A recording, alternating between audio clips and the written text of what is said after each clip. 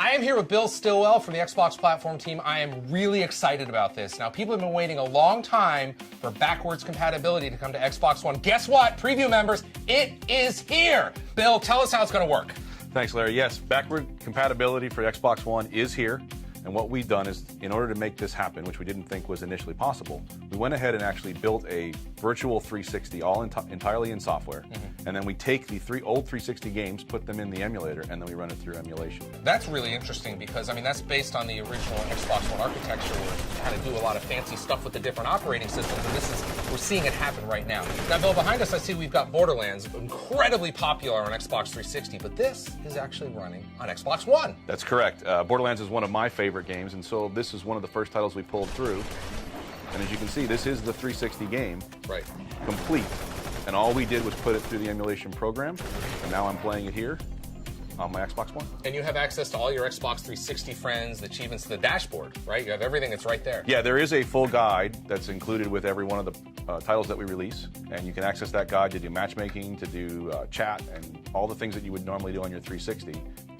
In addition to whatever you have on the Xbox One. And while you're doing that, you could actually snap an app or snap television if you wanted to. Yep, Xbox take a screenshot or Xbox record that will all work. Awesome. And you'll be able to use that as well.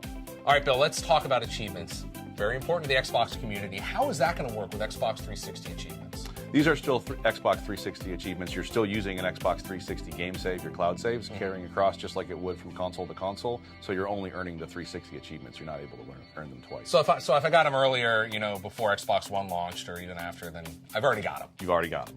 Now, how's it going to work with digital titles that maybe I've purchased or the discs that I've got around the house? So for digital titles, we'll just pull those through. So they'll show up in your ready-to-install queue under My Games and Apps, and then you just install them digitally like you would an Xbox One digital title. And for disc games, we actually will now recognize the 360 disc.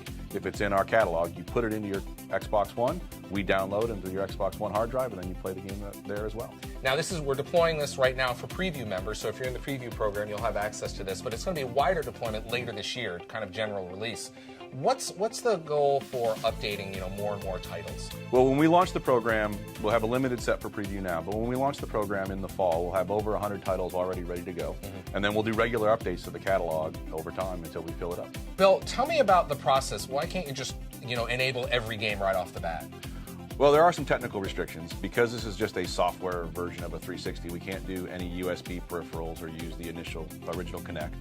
But beyond that, all we do is take what we decide are the right games, put them in through the program, package them, and then we can distribute them to the catalog. And really, the only thing that stops us is getting the legal permissions for things like licenses that may have changed over time or whatever the case may be.